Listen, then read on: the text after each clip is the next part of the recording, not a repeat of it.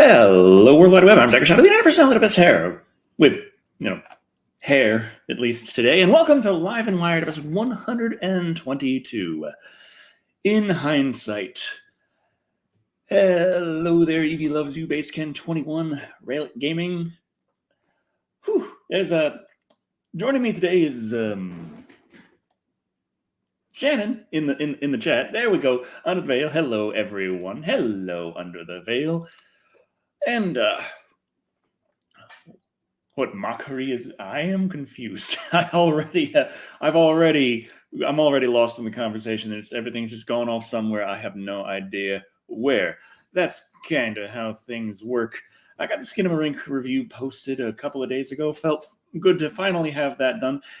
It was a bit harder to script than I was anticipating. Also, I wasn't exactly in the greatest of spaces, but quite possibly, because, oh boy, I got 2 days I got to pay my taxes, and they're looking like they're going to be pretty hefty, and I'm a little scared. And it's like, okay, it's back to the ramen. And a good thing I picked up this survival handbook, because I might be eating some dandelions in the near future to help save a little money. But, it is what it is. It is how it goes. It's a fantastic little book, by the way, for $20. Just figured, hey, if it does get that bad that I have to, I got plenty of land here. That's one of the blessings of my life that I'm always thankful for. Plenty of land, plenty of privacy. But if I'm going to live off of it, I better have an idea of how the heck to do that, rather than just be like, well, there are rabbits that come around every now and again.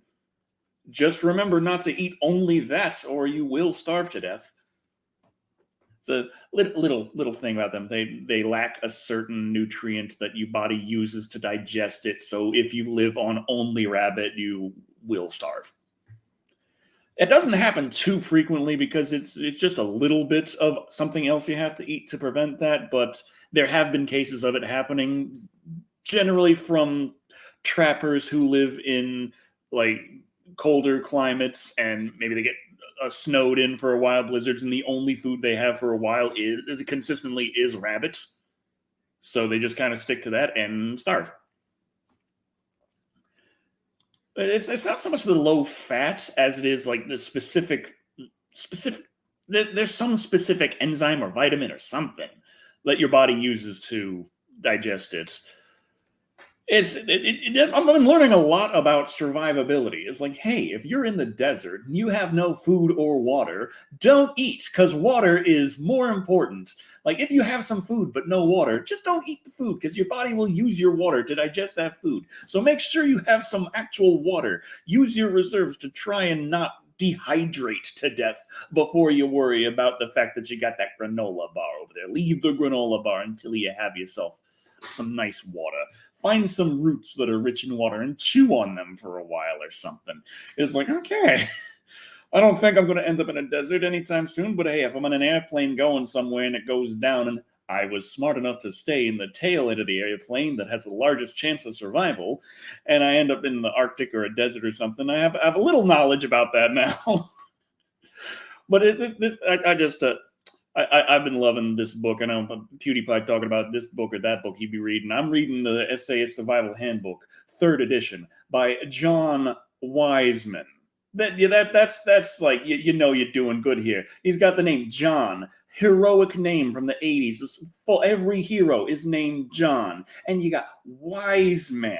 If you're gonna learn something from someone, that's the best surname you could get. This is like a made-up name right here, except his actual made-up name is Lofty.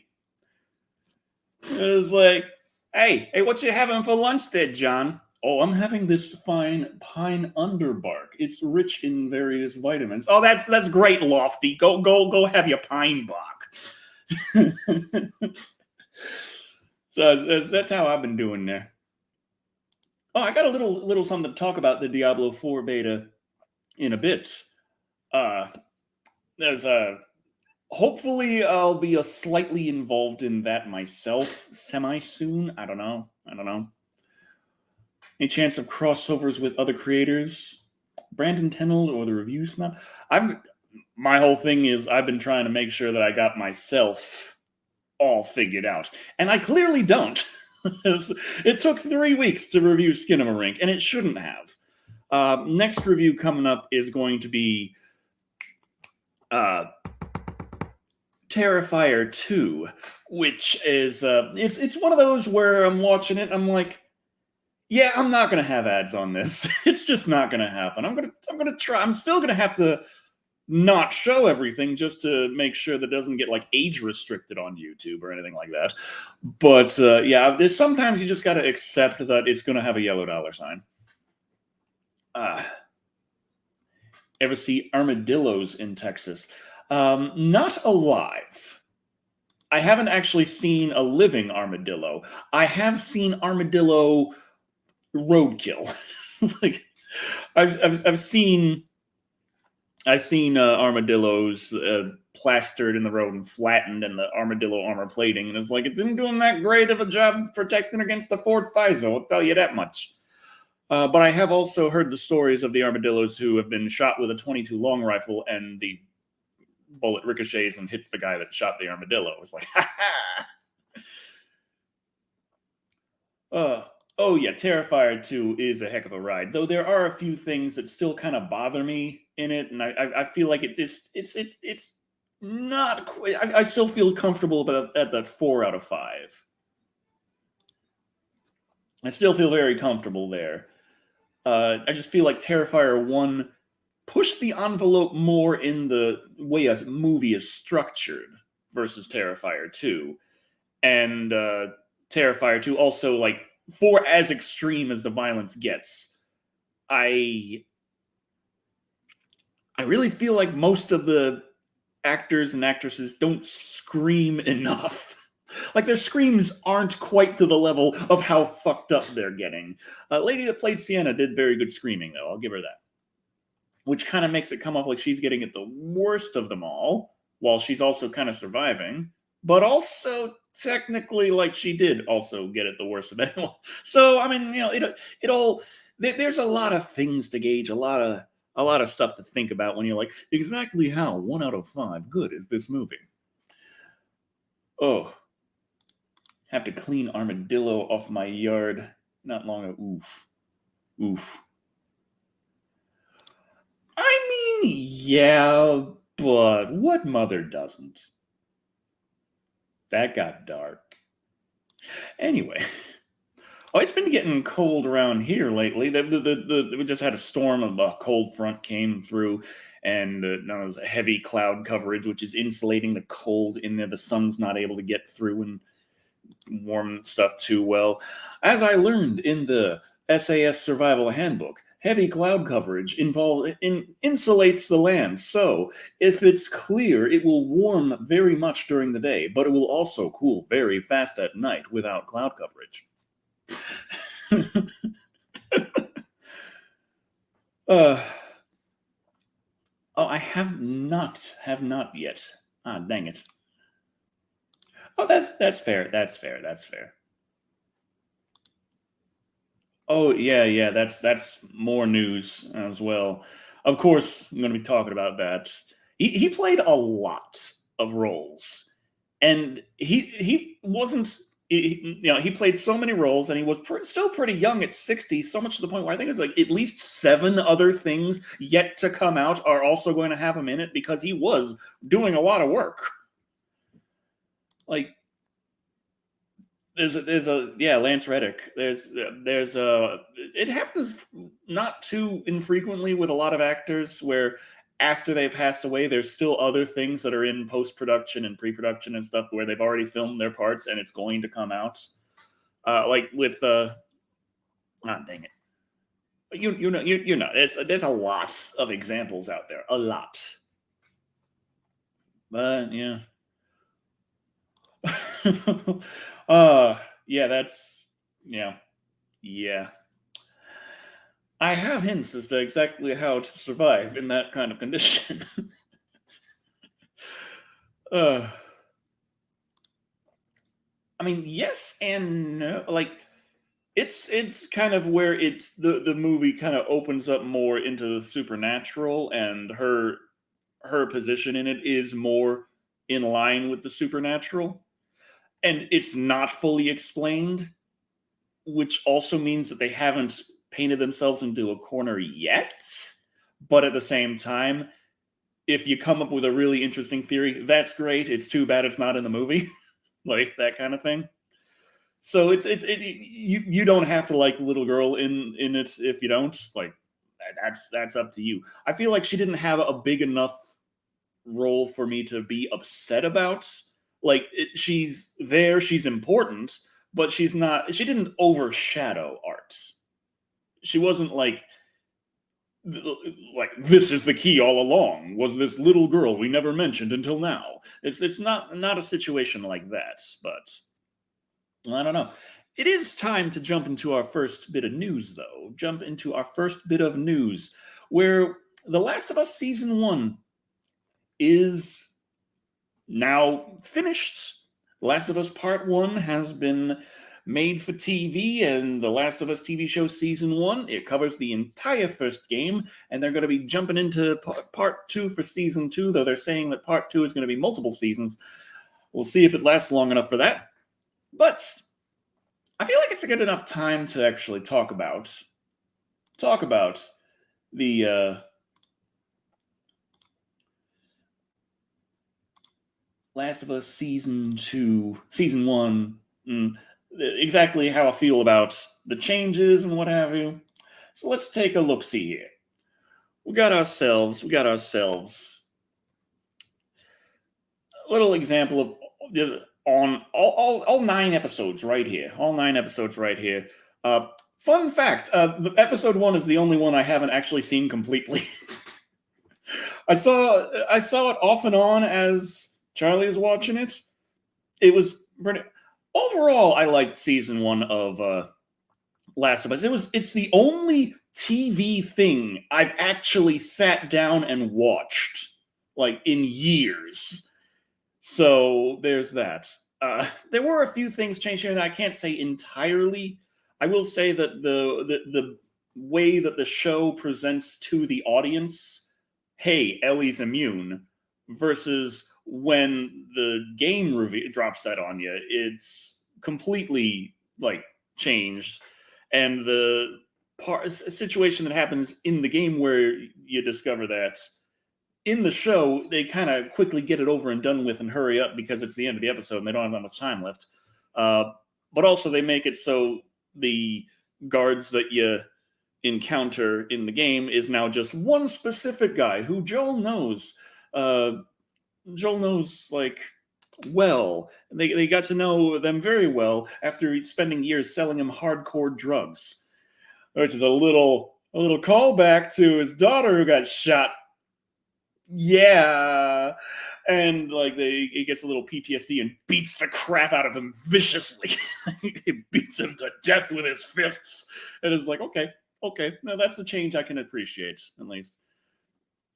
And the first main like deviation from the games is episode 3, Long Time, where Bill and Frank there. In the game, you meet Bill, and he's just crass, and he and Ellie like are butting heads the whole time. Bill's leaving traps everywhere. Joel's getting caught in them. It's a big old thing. You got to go on this adventure, find this battery, and all this stuff.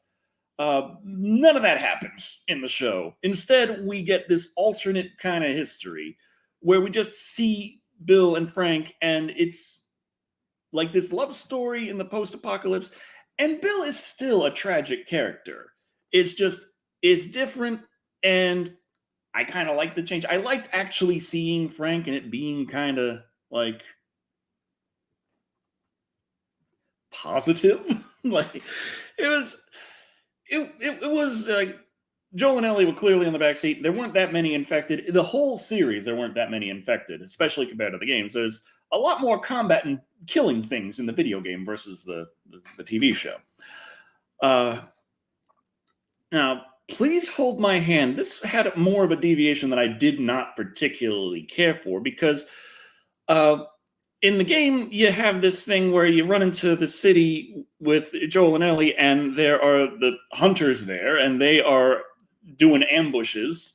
Then Joel recognizes it because he used to roll with that kind of group in the past, so he Yeah, they get ambushed, but he fights back and does a pretty good job. But they kind of twist that and flip it a bit here, like, well, you got to understand, this particular spot was under Federal control, and just over the last couple of days or maybe a week, I don't know, they broke free, and now they're like looking for the people who were Fedra, like folks doing stuff for Fedra, and it's like, well, they still fucking ambushed Joel and tried to pretend like they were hurt, so they were clearly ambushing and trying to get the drop on him there, and all that stuff. And then later, that also gets even more confusing.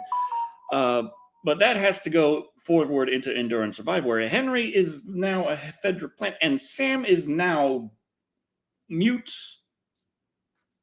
or deaf.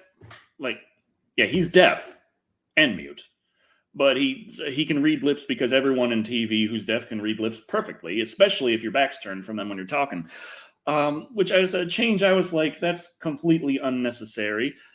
But they did do other changes too, because when, towards the end, when the big bad lady of the free people who are making every bad decision they can is trying to get Henry, she does this little speech there that is just absolutely setting up exactly what's going to happen in the episode 9, and you could see it a mile away. And it's like, lady, you could calm down a bit on that. You're really just not being subtle at all. But one thing that they did was they made it so Sam, after he got bit, in the games, he was the asshole who hid it from everybody, and then you find out the next morning, and it's like, fuck, gotta put him down. Here he did actually like show Ellie like, hey, by the way, this happened, which was kind of nice. And it also had her try to use her immunity blood to see if that would work, and we got to see definitively, no, that doesn't. So that was a change. I was like, okay, that's nice. That's nice. It works out pretty well there. Kin was, not too different, but it was a lot more abridged. The whole thing where Ellie, like, they have this thing where Joel tries to pass Ellie off to Tommy, and like he's like, I'm done with this, you take her now, you'll be safer with him. They still do that, but in the game she runs the fuck off because she ain't about that, and he has to go get her. And yeah, there's this big fight with all these raiders and such, which, yeah, that's a level in a video game that I wouldn't assume to be in the show, but she doesn't even run off at all. They have the disagreement, and then Joel is like, actually, on second thought, maybe you should have the choice, and she chooses Joel, and it's like, well, that was easy. Now, Left Behind, of course, would be the DLC. This would be where it chronologically kind of would happen, because the DLC was also spliced with Ellie's time alone when she was trying to help Joel. As a thing, it's mostly the same as it was in the game. Like, that's fine. When we are in need, again, mostly the same, but for some reason they decided to turn the cannibal cultists into Christians as well. And they also said that they were the ones that went to there looking for supplies. Which is kind of weird that the happy Christian group was going to this city that the amount of time it would have taken them to go, it would have still been under Federal control as when they were setting out, and it would have collapsed before they got there. And then they were deciding, let's just set up this ambush point just in case, I guess, instead of it just being what they do because they're hunters and cannibals. But that's a little weird change there. A little weird change that I was like, doesn't really help. But they also had Ellie take the guy out all on her own. Like, Joel didn't rush into the burning building as it was going on and stop it halfway. She straight up finished him off and left on her own, which is like, okay. Now, the big end is about the same as the game in the good and bad ways.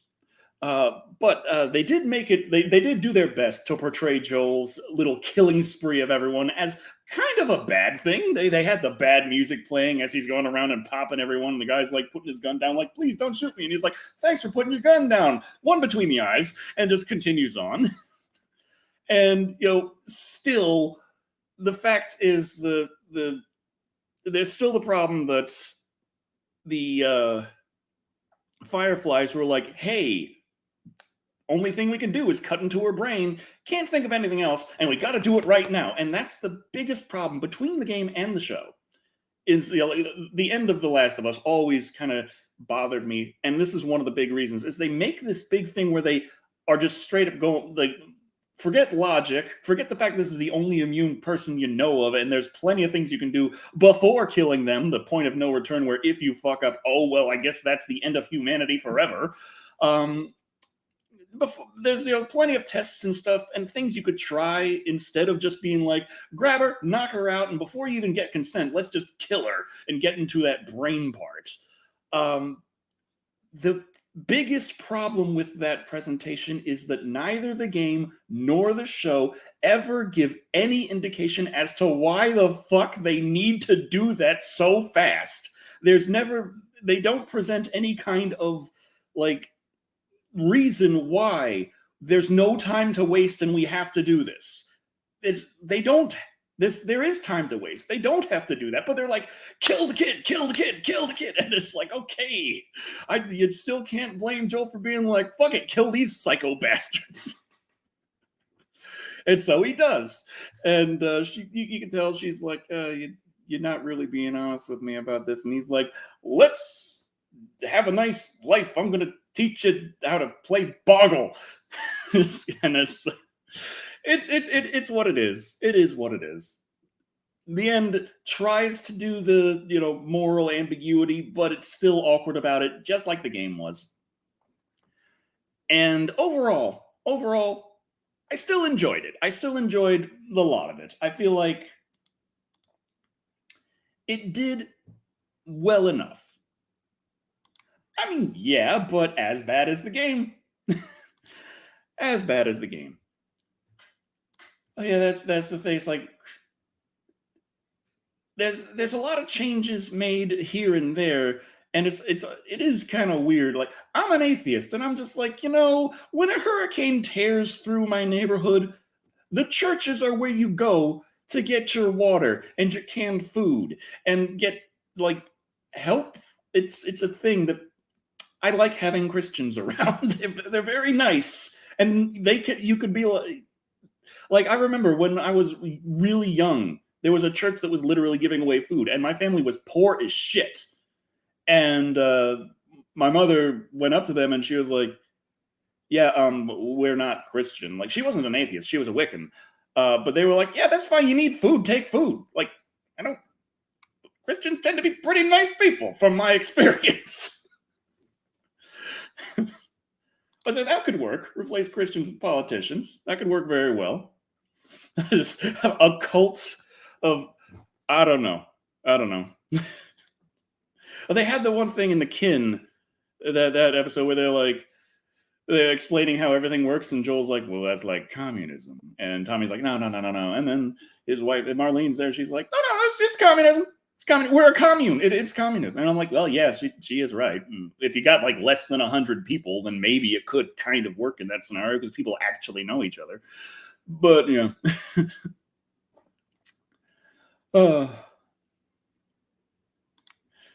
well, yeah, I mean, there's that. I've been playing enough VR shooters. Like, I'm just, like, I judge people for their poor aim and stuff. Yeah. Like, I don't have any like real bad memories of church. Like, I have bad memories of my father, and he was Christian, but it's not because he was Christian that he was bad. He was a bad person who happened to be Christian.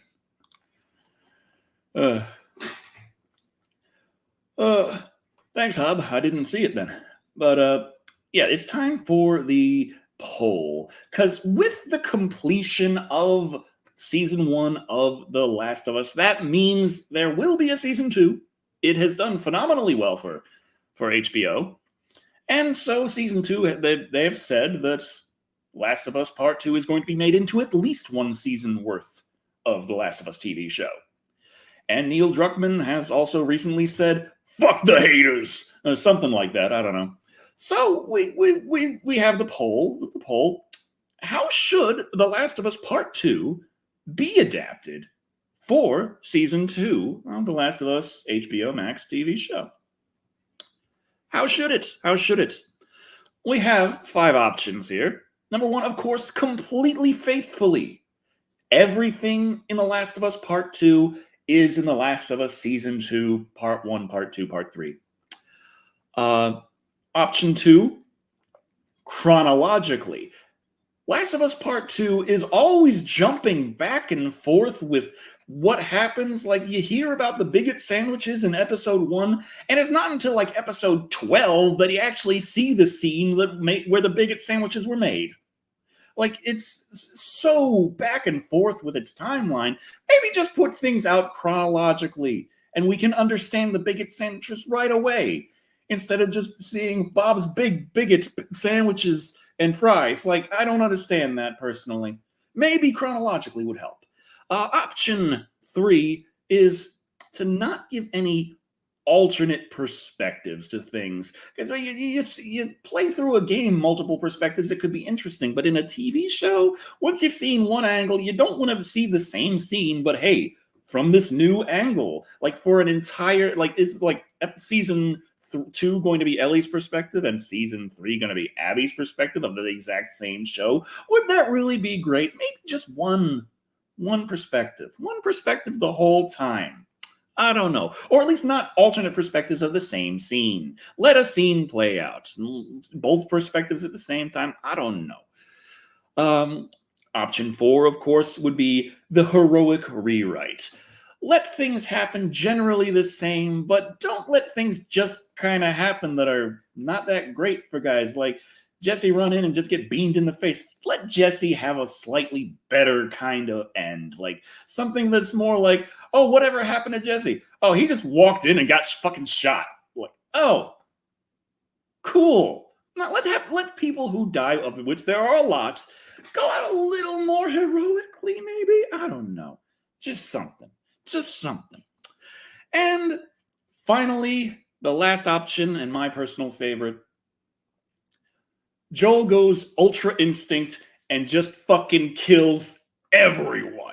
Like like episode 9 of season 1, but everyone. The Last of Us is Joel. He is the Last of Us, and he's gonna make sure of it. And now we have that poll going on the YouTube community posts. Right now, I'll be sharing the link out to the chat momentarily.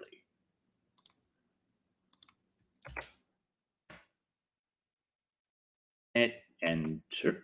Yes, go. There we go. And it's posted there on Facebook as well.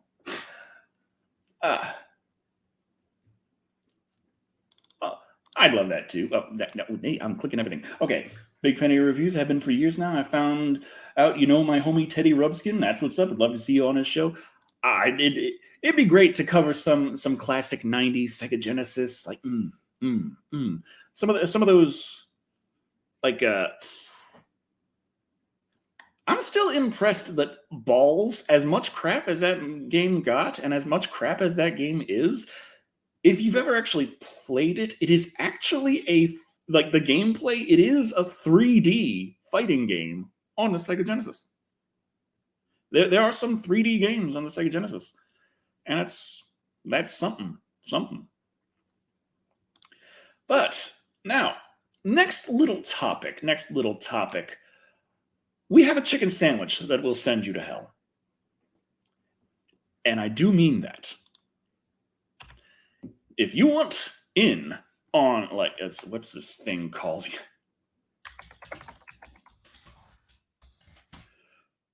The double down. Okay.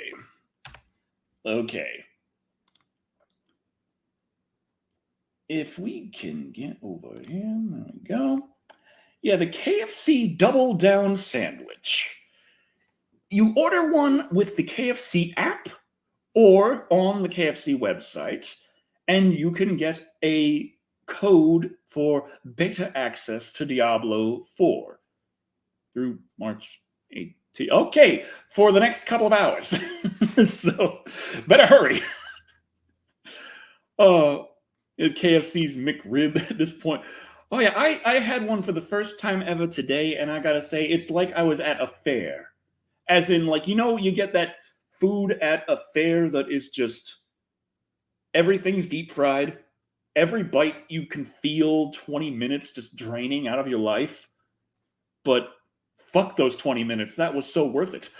It's two fried chicken pieces sandwiching bacon and cheese and sauce. God is very displeased. You get this sandwich, you're going to hell.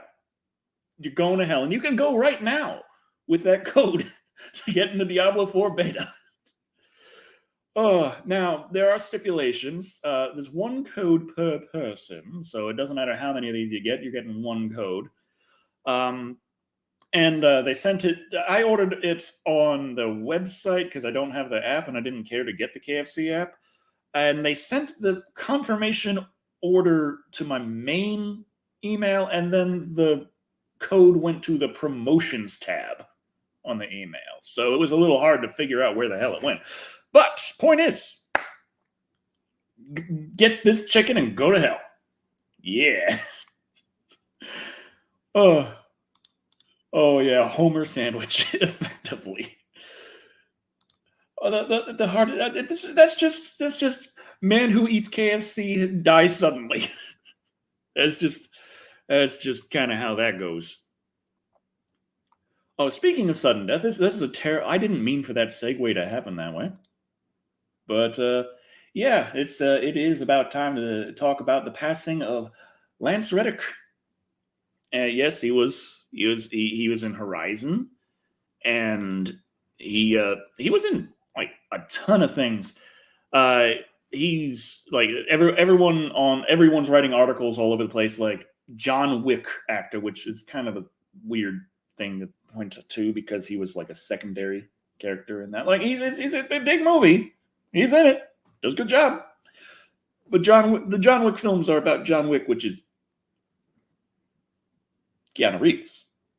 So it's a strange thing to keep pointing out there. He was also in the Resident Evil TV series. He is Albert Wesker.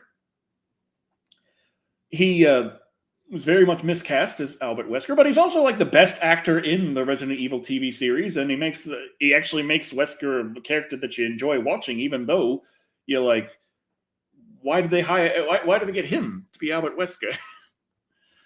But yeah.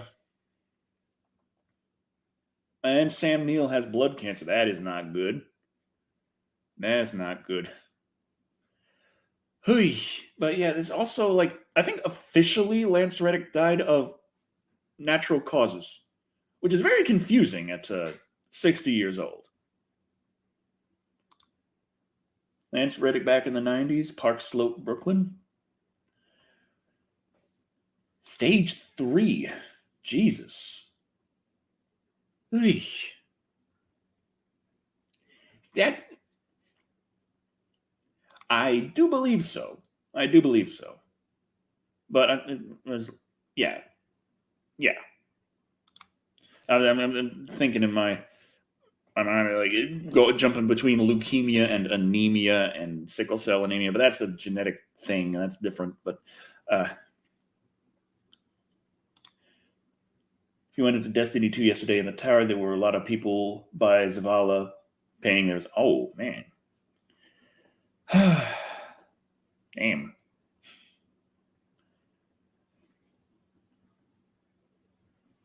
I don't see how you go from stage 3 to cancer-free. I'm gonna do a little check.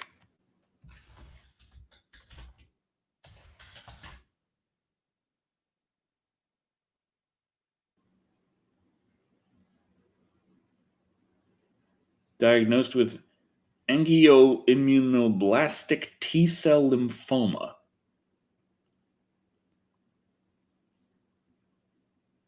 Okay, based on 22 hours ago article. Wait. In remission. 2 hours ago.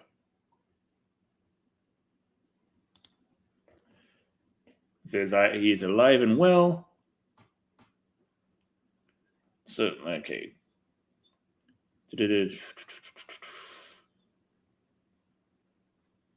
He says he's alive and well and has been in remission for 8 months, actually. Okay. So he still has the cancer, but it's in remission. So I got better. Hopefully it continues getting better. That you never really know with these things.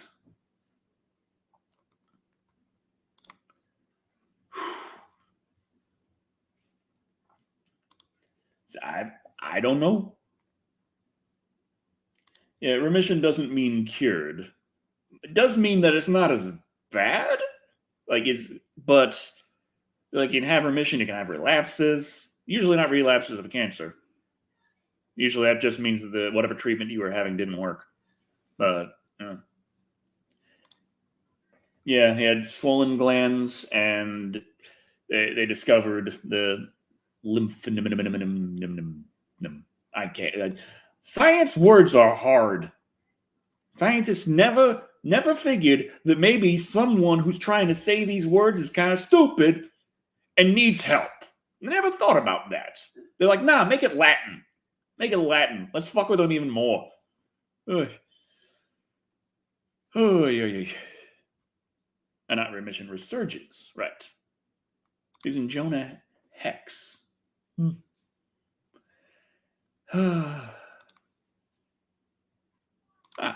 Thank you, Robert Parsons.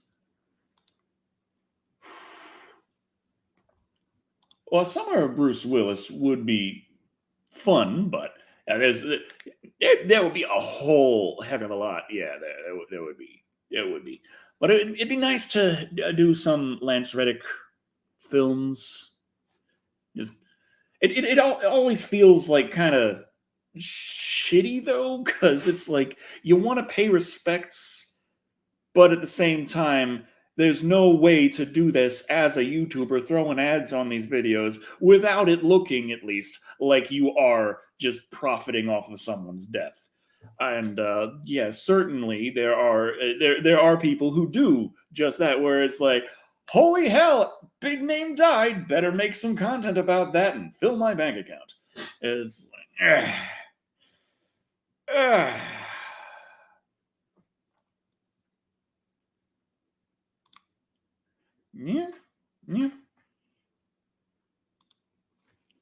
I'm wondering if that's what happened with, like, I had this brown lump on my forehead for a while, like when I was like in my late teens, and it's kind of grew, and then it slowly just kind of shriveled up, dried up, flaked off, gone. Now that the brown circle on my forehead is no more. There ain't no brown circle, nothing. I'm wondering if I had skin cancer and it just died. Moles don't just fucking leave, right? Like, I've had this mole on my belly forever, and it's just still there. Got the one little hair growing out of it. Oh yeah, I already talked a bit about my thoughts throughout the series. Generally, I liked it. There were a few changes I was like, yeah, about. A few changes I was like, about. And overall, like, well, that happened a lot. I got the shit kicked out of me as a kid. What are you talking about? Like,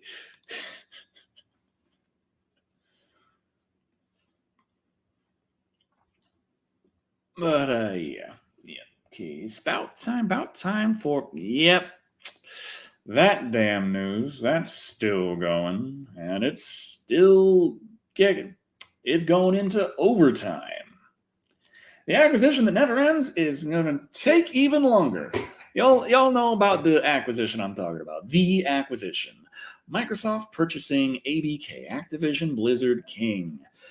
And it's somehow, like, the big news right now is that the European Commission has decided that after like the latest string of news where like all the experts are coming out saying Microsoft's going to get this, everyone's like Microsoft's going to get this. A whole ass ton of companies all gave their pieces and they were like, we think Microsoft should get this. We think Microsoft should get this. We think Microsoft should get this. And the one in the back is like, no, they shouldn't. They suck. And it's like, oh, that's Sony again. Yes, Sony, we know you don't want it.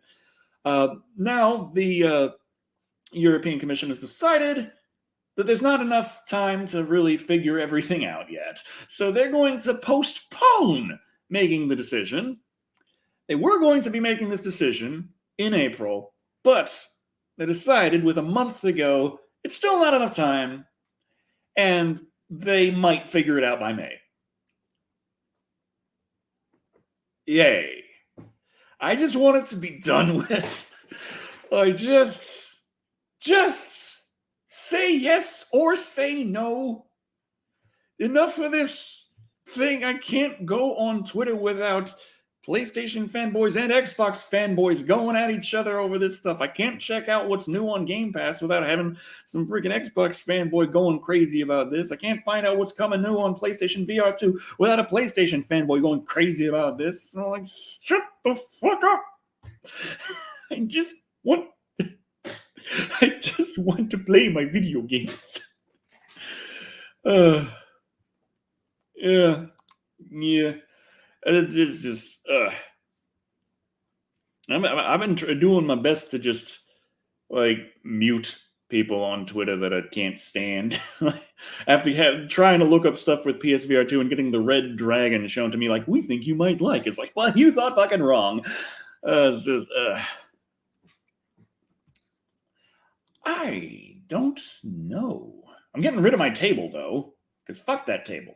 Which means there's going to have plenty more room to actually like walk around and have a camera set up. So,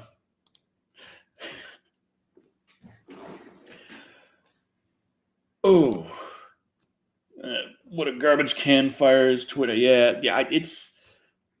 it's annoying because it's like there's this thing in my brain that is like get information, and I'm like I can get information right here, and it's not good. It's not good. It's this addictive quality, which I have also fortunately been able to get over a bit with the help of reading this fine book, the SAS Survival Handbook, that is packed full of useful information. Not sponsored, by the way. I don't think that Mr. Wiseman would appreciate me making fun of his name as much as I already have. Favorite type of sandwich? Does a cheesesteak count? This is bread, it's meat, it's cheese, it's onions and the peppers.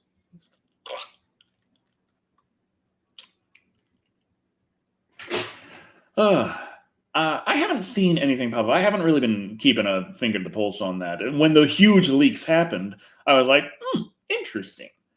But also, like, Twitter is a terrible place for that because so many people were like, oh, this game looks like ass. It's like, yeah, it's a prototype. What do you expect? How do you think games are made? And yeah, that too. Twitter has gotten full of ads. Like I got Twitter Blue, and I still see an ass ton of ads. So from what I hear, you see more ads if you don't, and it's like Jesus. But also, I'm supposed to be able to monetize on Twitter based on ads that are shown under my tweets. But in order to do that, I need to meet the threshold to be allowed to monetize, which is 10,000 followers, and I only have 5,000 followers. I'm like, oh, I'm sorry that I wasn't addicted to Twitter enough for you, Elon. But, you know, there's monetization happening on Twitter is, like, at least good for some, I think, maybe. I don't know. I haven't heard anyone complain about it. But the ads, yeah, there are an ass ton of ads on Twitter anymore.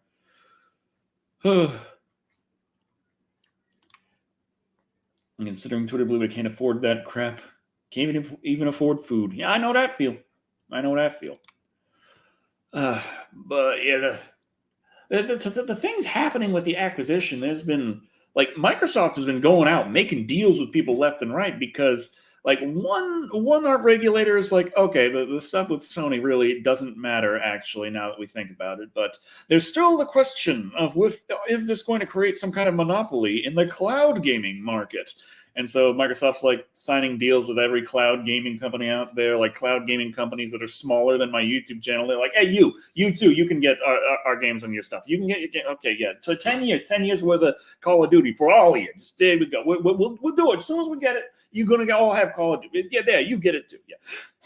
I feel like I could get a deal with Microsoft for 10 years worth of Call of Duty if I wanted to. That could help me afford food now that I think about it. Or I could just live off the land, thanks to the lovely, lovely lessons from John Lofty Wiseman. Yeah.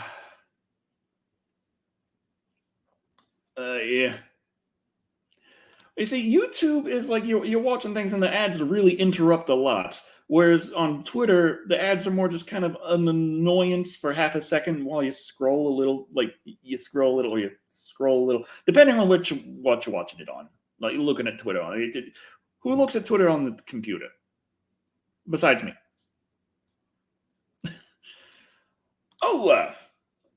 Most of the show, we've covered like all of the topics. Like most of the way through talking about the Activision Blizzard thing. It's just still going on. And Sony came out and they're like, hey, even if they give us the deal, don't you guys understand? They have some secret things they could still do, like put bugs in the game that fuck it up and make it run worse on PlayStation, and everyone will think that the Xbox is the better place to play, and you can't allow that. And it's like, why would you think that?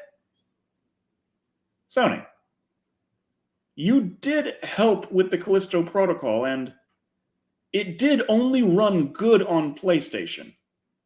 Like, even the PC version was absolute ass. Have you been doing this? Like, what the fuck, Sony?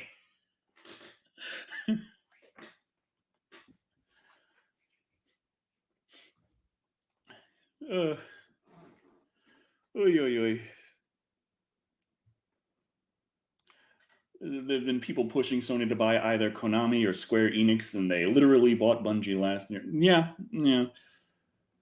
So Sony's purchase of Bungie was explained with the idea of like making an absolute ton of live service games right around the time the live service model is looking like it's going to be hitting the same kind of issue as NFTs. Not quite the same. Like people actually do enjoy a live service game here and there, and live services taking a hit and going down is going to be a bit more gradual versus Square Enix and NFTs, where they're like, this is going to be easy money, boy, and they're like, we're all in on NFTs, and they sell Tomb Raider and they sell Deus Ex. They're like, we're going to use this money to invest in NFTs, and like the next day, the NFT market just crashes completely. It's like, Square, what are you doing? Stop. Some people actually like these games. Oh.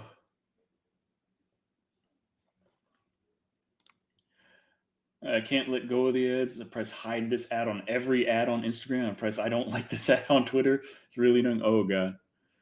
Oof. Yeah. What is my weapon of call? I haven't played Call of Duty in years. I think the last one I played was Black Ops 2? Maybe? I don't know, but that was after like a long time of not playing it as well. Like my brother was playing it, so I was like, hey, I'd like to play with my brother sometime. So I got it, and I got in, and I'm like, what are these? There's a zombies mode now? What? Huh? What's? And that was the last time I really played. There was another one that was like included on a PlayStation Plus like monthly game thing. Me and Charlie downloaded it. Played half of the first mission. She decided she didn't like it. I'm like, okay. And we just deleted the game. So, I don't know. I like my shirt too. I really like these comfortable like button downs, and I like the patterns. I like darker patterns, and I hate that most of the time you can only find these shirts in floral patterns because it's like it's a Hawaiian shirt. I'm like, yes, but fuck that. I just would like a dark pattern here. But it is time. It is time to show the results of the poll. To remind everyone, the poll was The Last of Us Season 1 has completed, and therefore, The Last of Us Part 2 will be made into the HBO series Season 2, and 3 and 4, and however many. How should they go about it? How should The Last of Us Part 2 be adapted into Season 2? And so, the results coming in at, we got 142 votes. Coming in at 4% is there is no alternative perspective. It's just one perspective for each scene. You get the theme done, you get it over with, and you continue. You don't have it show that episode again, but from another character's point of view. Number 11%, at 11%, we have chronologically. We get just show things happen in order. None of this jumping around jumbled mess that the game gave us. 15% says there should be a heroic rewrite. Like characters that just kind of get offed, maybe could be a little bit more respected to be kind of badass as they're getting off. Like they could still die, but let them die like heroes. 17% say it should be done completely faithfully. It is the story that was told. It is being adapted to the show. Let it be that. Faithful adaptation. Which means coming in at number 1 with a whopping 53%, Joel goes Ultra Instinct and kills everyone. And I am here for it. Oh. Oh, God. That is a thing. That is a thing. Okay. All right. So that's all the topics. That's all the topics.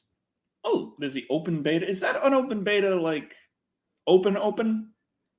Because I've seen good things about Exoprimal, and I've seen some things that I'm like, because I've seen some things like, okay, you are Mecha Suit Man with special classes doing awesome fighting stuff. The graphics are awesome, and you're fighting EDF quantities of enemies, and they're dinosaurs. And it's like, cool. It's like, and your whole team's got your back.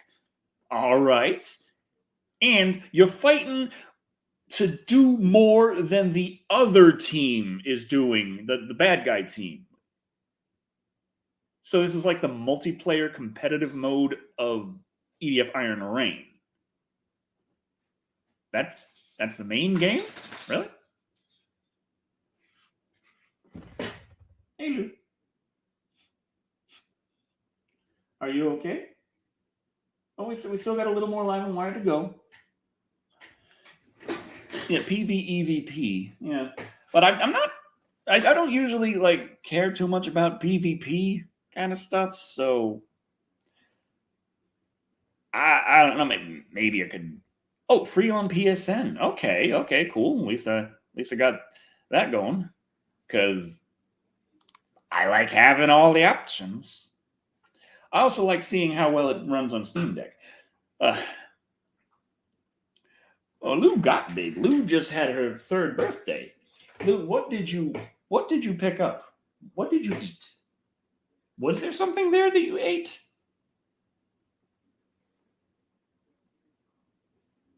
Come on, Lou. Come on, Lou. Let's say hi to the internet. Oh, I said doggy butt. Oh. Here's my doggy. Whoa, Lou, whoa. So, yeah, she is 3 years old. Just turned 3. Yes, she did. Hey, Lou. Doggy.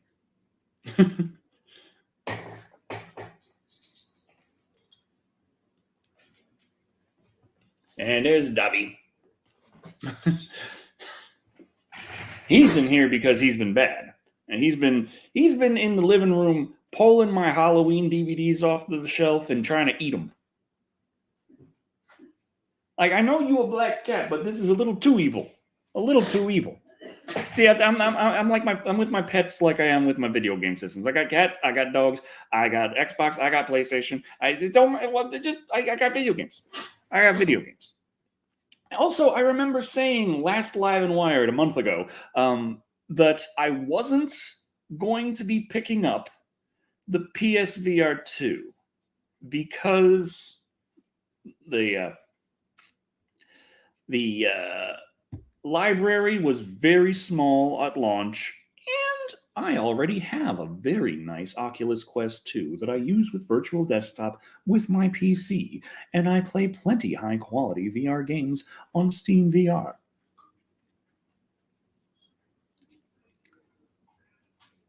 And then a headset came out, and a lot of the guys that I respect in the VR space got a hand of it, and they were like, holy crap, this thing looks really good and plays really well. And I was like, well, shit. You got a PSVR 2. Happens.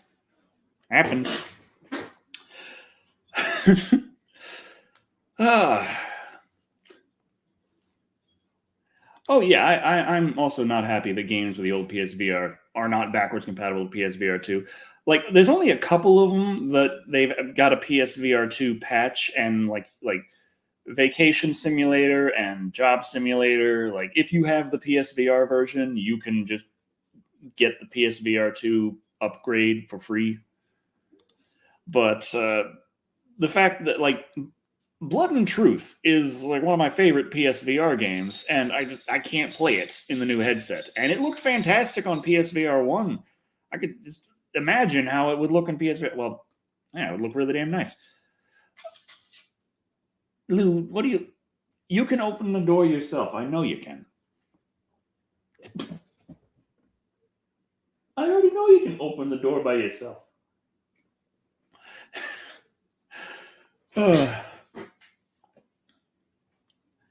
Whereas March of the Clowns, I'm working on the Terrifier 2 review. In 4K. But I'm not certain about announcing it as March of the Clowns, because I feel like I'm going to jinx it, and it's going to end up taking another 3 weeks. So I'm just going to work on the review.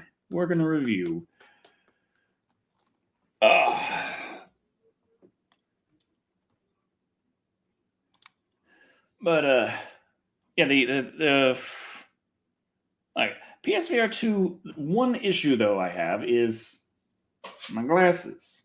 Now, reviewers will tell you, hey, you just like slide it out and try harder.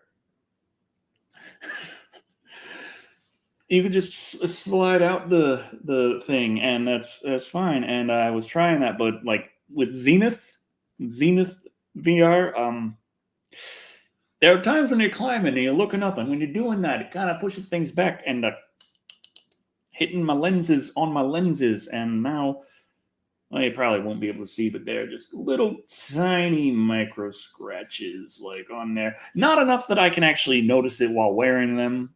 So that's good, but it's only going to get worse. And with the PSVR 1, I kind of messed up the headset with my glasses there, because I kept it in, and it scratched. The glasses scratched up the lenses there, and scratched my glasses. So my glasses had a little blurry spot on it. The VR headset had a little blurry spot on it, and it was like, yeah, crap. So yeah, I can't wear my glasses with the VR headset. Also, the cable is really annoying, especially coming from a Quest 2. Wait, a movie and a chainsaw?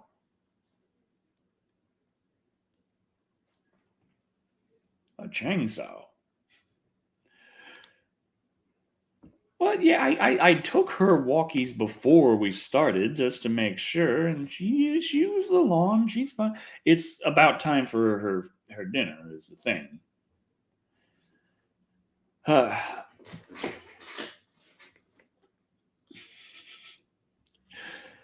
Okay.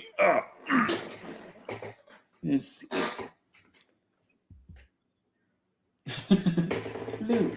Luke, come on. Or just go there. Okay, come on. Okay, go there. She a silly dog. She a silly dog. Chainsaw Rock Sound? Chainsaw Rock Sound. Okay.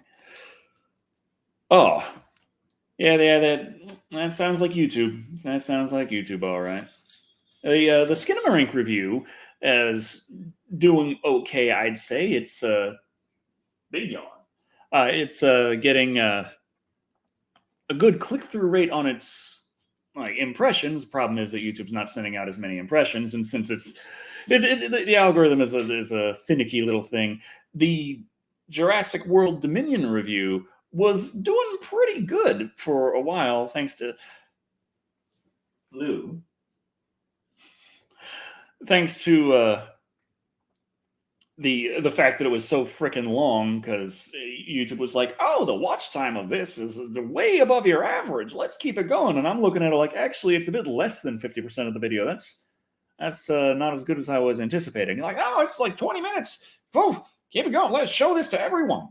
And then I put up Skinamarink, and I'm like, okay, good. That got about 60% of the length of the video is watch time. That's above average. I like that. And YouTube's like, what the hell is this?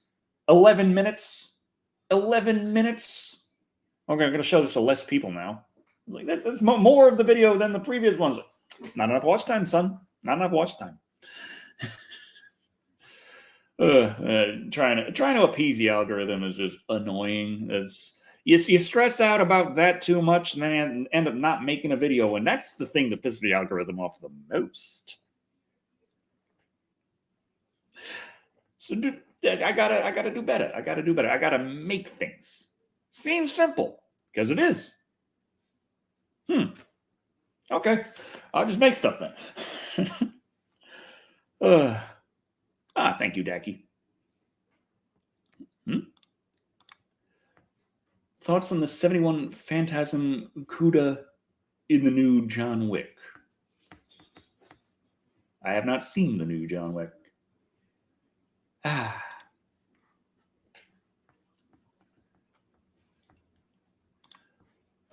That's the problem. We don't all get blessed with great hair, and those that do then have to realize that they gotta keep up on it, otherwise it's not looking so great. But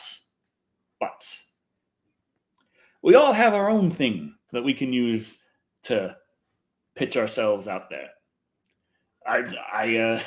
Oh, yeah, good point. there were some super chats that I missed because I was talking about news and we weren't yet in the general chat. But I was trying to say the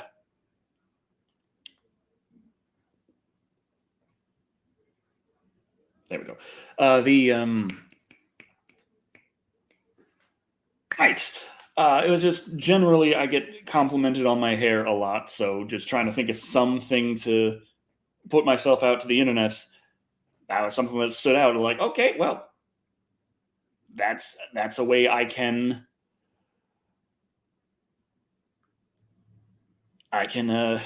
just, what's the word I'm looking for here?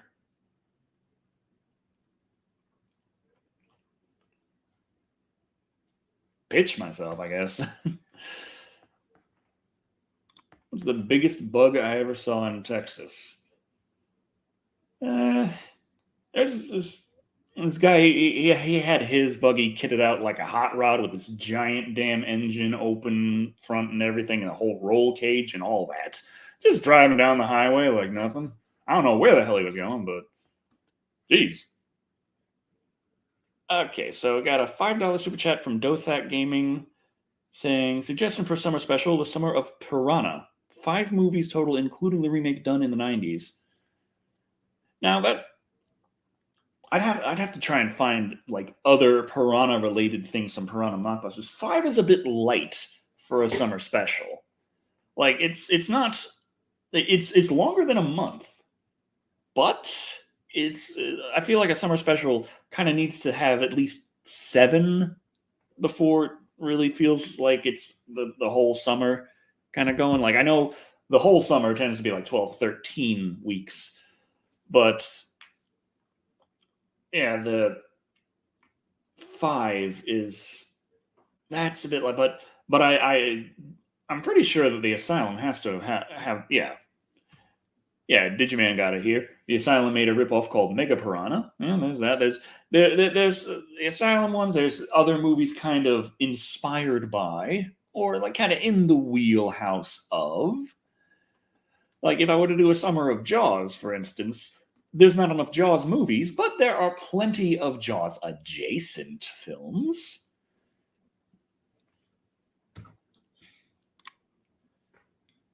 Read comics, but if you do check out Wormwood, since there's a crazy body count, and since it's an indie comic, the story is wild and right up your own. I generally don't read comics. I read the SAS Survival Handbook by John Lofty Wiseman. Yeah, but I'm serious. Like there's a lot of just packed with information. I'll just kind of like a little underpaid, a little. I'm in the middle of like the tropical or the desert plants and the edible and poisonous plant section. I just towards the back here where I haven't gotten to yet. Okay. Countering espionage. Spying isn't always about selling vital national secrets. It goes on in many areas of life and business, especially when there is great competition. Anyone can buy bugging equipment and other toys from specialist shops or online. Indeed, there are many websites that specialize in it. Modern lenses make it possible to view and photograph images at considerable distances. Minuscule recording devices can monitor conversations, and even basic phones can record audio. Interception of electronic data and the openness of the internet provides a valuable source of information for spies. Sensitive material should be protected and sealed away from internet-connected devices and anybody without the correct level of access. So this is just about espionage, like in case you wanted to know something like espionage and counter-espionage. It's in there. And it's just packed full of information in every single sentence to just take in. It's like, it's nice. I like it. And Kazarian, I don't know what YouTube has against what you said.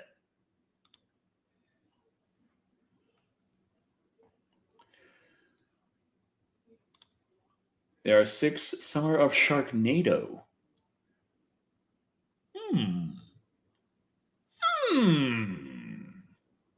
I'm hoping to do a summer of Mila Jovovich. I need to learn how to pronounce it before I do a summer shout. If I do the summer shout and I mispronounce the name in the summer shout, that's gonna look stupid, which I am. But I don't want to look it.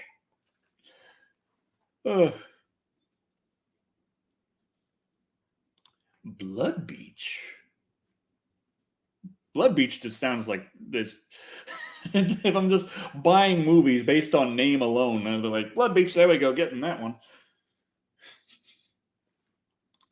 Oh, yeah.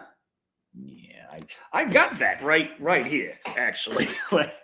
Part of the preparation for the whole thing was picking up all of the Resident Evil movies. So, yeah, we got Resident Evil Apocalypse, Resident Evil Extinction, Resident Evil Afterlife, Resident Evil Retribution, and, of course, Resident Evil The Final Chapter. Notable because it breaks tradition in which the final chapter actually is the final chapter. Crazy guys over here making these movies.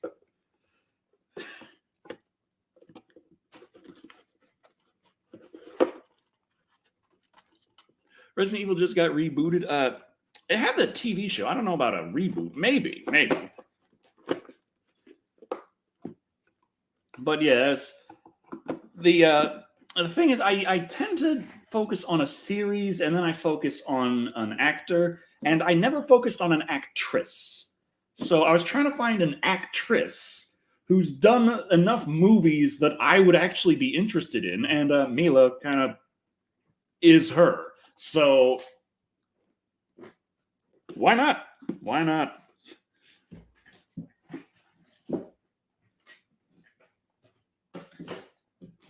Also, of course, yes, The Fifth Element. The reboot was Welcome to Raccoon City. It was top tier awful. Oh, yeah. Every time I saw the commercial for it come up, I always heard, Welcome to Raccoon City. Resident Evil, Welcome to Raccoon City.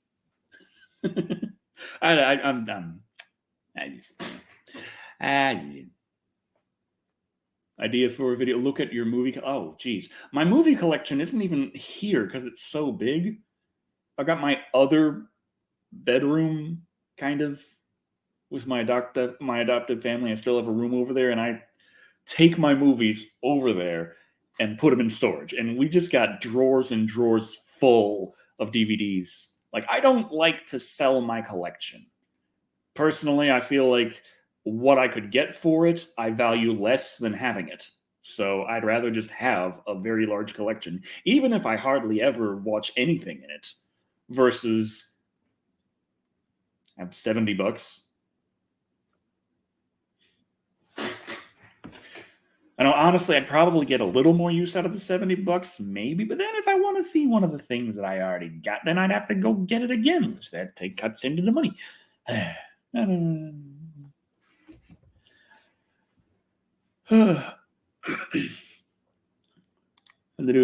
A summer of Lina Quigley.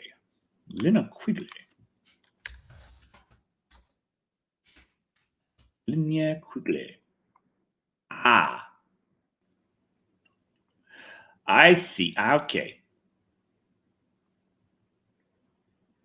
Night of the Demons. Return of the Living Dead. Sorority Babes in the Slimeball Bolorama. Hollywood Chainsaw Hookers. I like this idea. I like this idea a lot.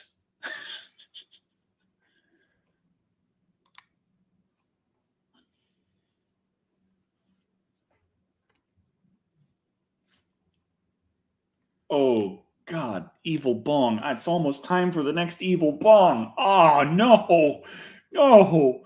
Well, at least it'll be easier to script. But no. I can see it already. Everyone's going to have some stupid little thing they're doing. They're going to be behind desks. They're going to be talking to characters that come in, have some banter that's supposed to be funny, but it isn't. Maybe they'll try to sell the audience something else. And then 40 minutes later, the movie's going to be over. And nothing's gonna happen. Oh yeah, it's like Evil Bong 666 is next. They're in hell. What? Hell? I got it. Hell is a weed shop because working is hell. And so the same people are gonna come in because they've all gone to hell and they're gonna have the same jokes. And I don't know. I haven't actually seen 666 yet. I'm trying to enjoy my life. And I know I'm going to have a time with this. Past 3, Evil Bong has just been like, what the hell are you doing? Like, Evil Bong 1 was great. Evil Bong 2 was a step down. Evil Bong 3 I kind of liked. And then it just went to hell. Like, in 666, it does literally go to hell. But yeah, Ginger Dead too. Yeah, Ginger Dead. Yeah, of course, he's still kicking around. Oh yeah, I got Monster Hunter film too. Where the hell did I put that? Well, I mean, I put them places, and then Dobby throws them on the floor. So that doesn't help. Oh, God, what do I get here? Yeah, Face Off, Snake Eyes, Bangkok Dangerous, Maximum Overdrive, Species 4, Mothman Prophecies, Ghost Rider,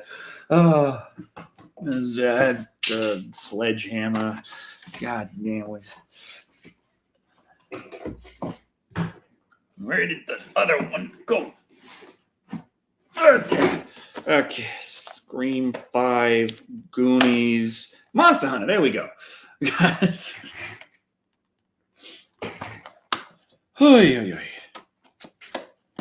But yeah, I got Monster Hunter. Mila Jovovich. I gotta look up how to pronounce it right.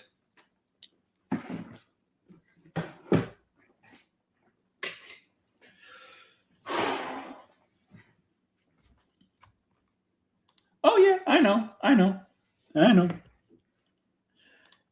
Has Evie's weed worn off? Nope. It takes your soul, man. It takes your soul. You need. So I don't have soul to spare. I only have this little piddly ass bit of soul. I'm like one of those little dead guys, like dead General Schmucks in the afterlife in Dragon Ball, where I'm just this little tiny wisp, like Goku just walking around with a big halo, like, yep, what's up?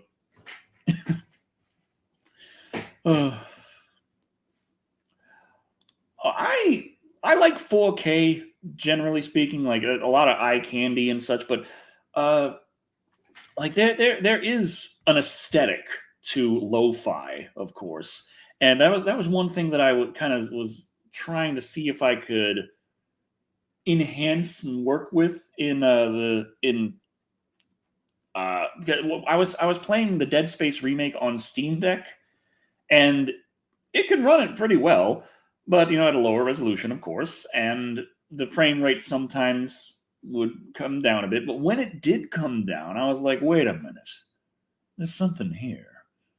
So I was figuring, like, how low of a resolution can I set it to and it still have legible text and be playable? And how can I, like, increase the film grain? How can I decrease the frame rate intentionally? Run it in 4:3 aspect ratio. I got it all working well, and I love the aesthetic of that personally. If I can get a nice like CRT filter over it, though, that would just be the best. And if I could get it running at a consistent 24 frames a second instead of 30, that would also help. But unfortunately, 30 seems to be the best I can do. Or a 23.997. I saw The Fifth Element, but so long ago it doesn't count. I really need to see it again for a proper review. Like, she was? I saw plenty of Married with Children, and I don't remember that. That was before I stopped watching TV.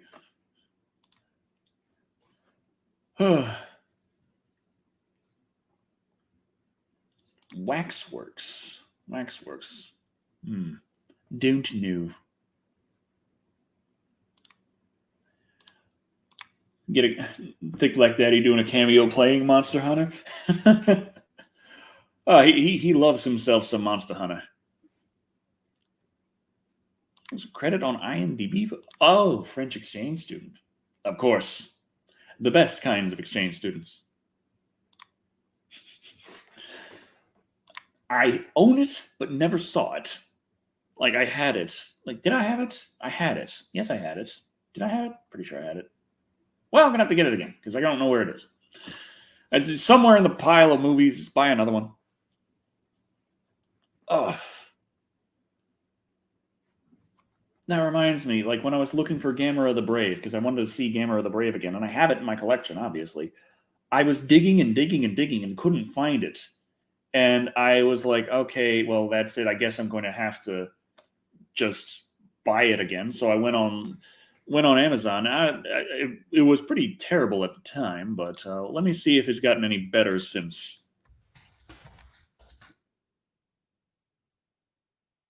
It's a little better, but still, if you want Gamera the Brave on Blu-ray, it's going to run you $35. It was like 50 something when I was looking back before, when I was trying to find it and couldn't in my own collection, and I was like, oh no. I don't want to pay another $50 to play this movie that I'm not really that huge on anyway. And it just like, oh God, how am I gonna do this? And I finally figured out, okay, I found one of my old hard drives where I was ripping a bunch of movies to, and I still had the data there. So I'm like, good. Transferred that over and checked that it wasn't corrupted or anything. And it took a while to get it to transfer all the data off the hard drive, but it all ran fine, and I was able to watch my movie. But damn. And welcome, Dragon Mage. Thank you very much. What's the next movie review about? Oh, well, that's a simple one. Terrifier 2. After being resurrected by a sinister entity, Art the Clown returns to Miles County, where he targets a teenage girl and her younger brother on Halloween night. Yeah. Terrifier 2 by Damien Leone. Gamera coming back on Netflix? I hope so, because every time I've seen a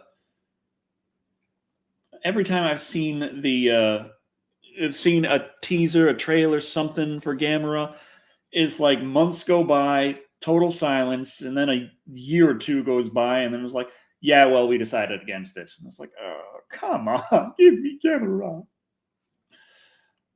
Oh yeah, I covered Akira a while ago. Did it get age restricted or something like that? Might have.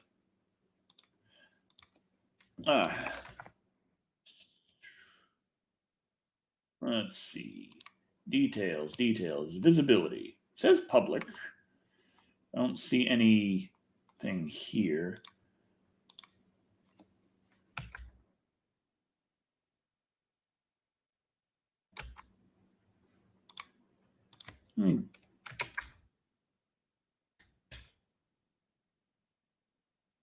Can I get this going? Where's it showing what I'm doing?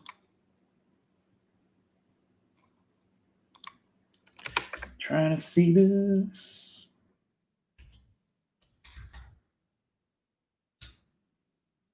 I died.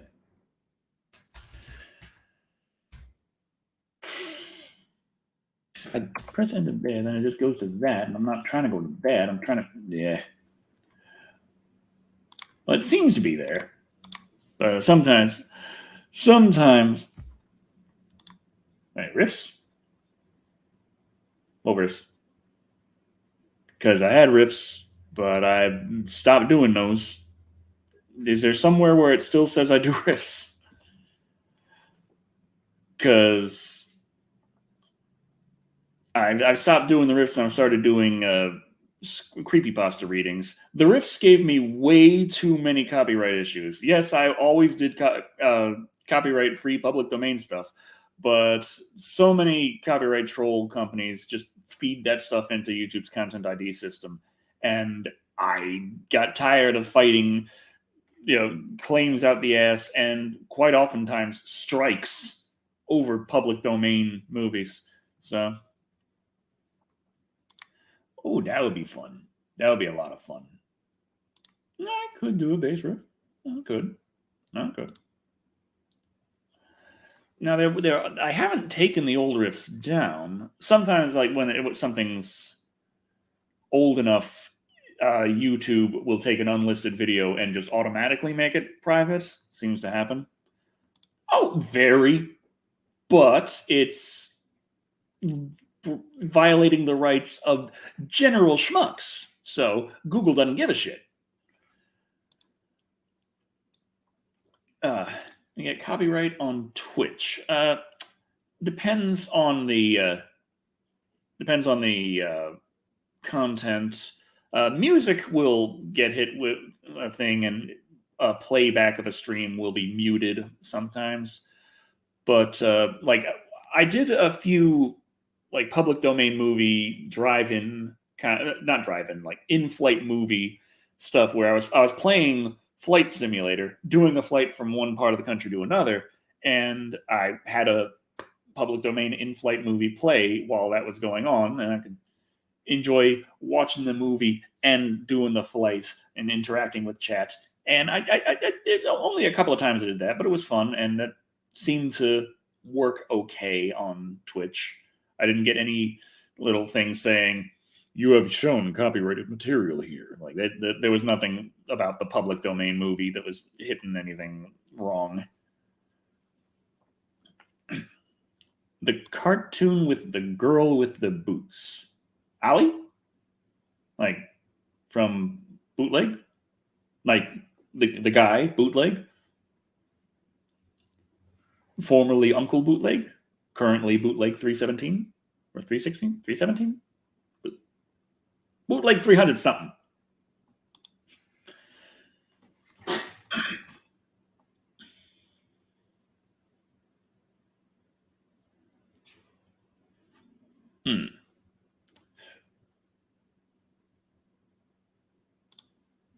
Think Sinbad and giant stop motion films aren't an item so much? I am confused.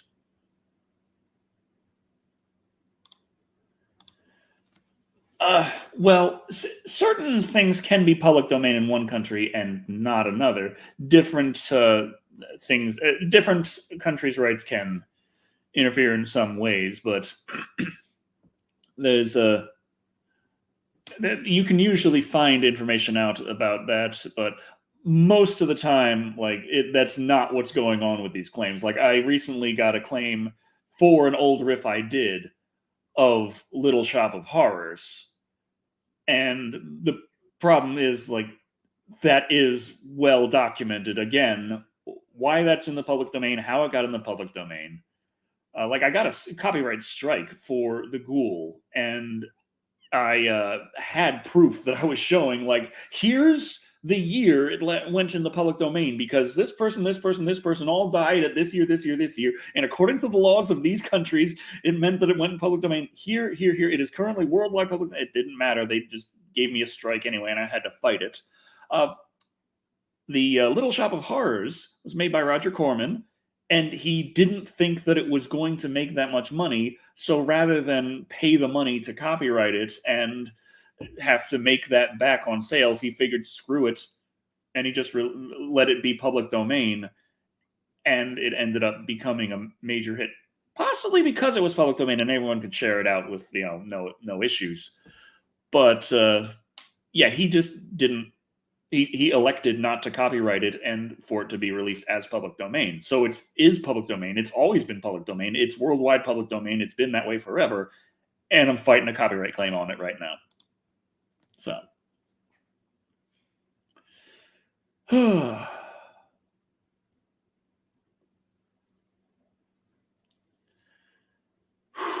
but yeah, we're getting close to the end here. The Ghoul 1936 or 37. I think 1937. I think it was. It's an old movie. And it's very, very much in the public domain, and I got a strike on my channel over it that I had to fight. Yay.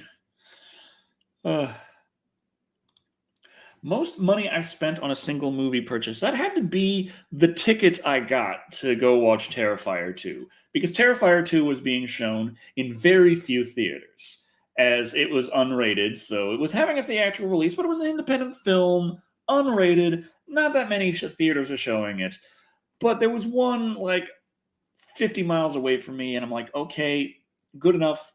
I'll get down there and I'll watch this movie. So I bought the ticket, drove down, watched the movie, driving home. Jerry can darts into the road. A jerry can darted into the road like a squirrel at night. On the highway, I'm going 80 miles an hour. Bam! Hit this jerry can. It shatters my radiator. I have to take a tow to get the fuck home. And then I have to pay for a new radiator. So Terrifier 2, just the movie ticket for Terrifier 2, watching Terrifier 2 one time cost me $1,000.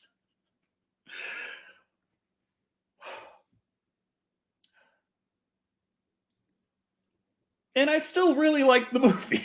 I don't know if it was worth that. I really wish that the videos did better on the channel, so it would have been. But Terrifier 2 cost me $1,000 to see.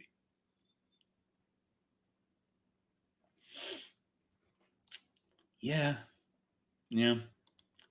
Now I think the Blu-ray was only like $30, like that 4K, 30, 40, maybe 50. I can't remember exactly. It wasn't nearly the 1,000, so I didn't care.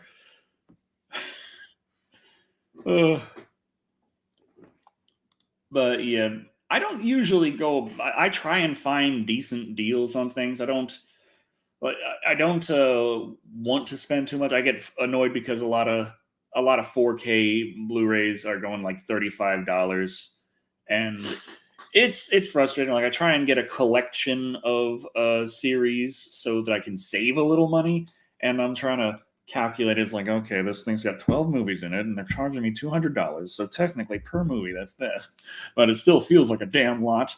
And that was like a fantastic deal for the summer of Freddy versus Jason. One of the things, it was like a miracle. The 7-film set for the 7-film set for A Nightmare on Elm Street on Blu-ray was $20. It was $20 for 7 Nightmare on Elm Street films. I'm like, hot damn! Oh, Jesus! Or Noah. I just watched a movie about a clown. He opened people up. You see the scene with the bleach and the salt? I'm tired. It's a long day. Anyway, it's about time. It is about time. Should be calling it here. It says it's been live and wired. I've been Decker Shadow. Shannon has been moderating the chat, and we all appreciate her. And she is going to be working on her stuff as well on her channel Under the Veil, which I still need to link in the description. Things have been happening a lot. You know, my dog needs her din-din. Don't you, Lou? Lou? No, she's sleeping. Okay. What so? Anyway, thank you all for watching.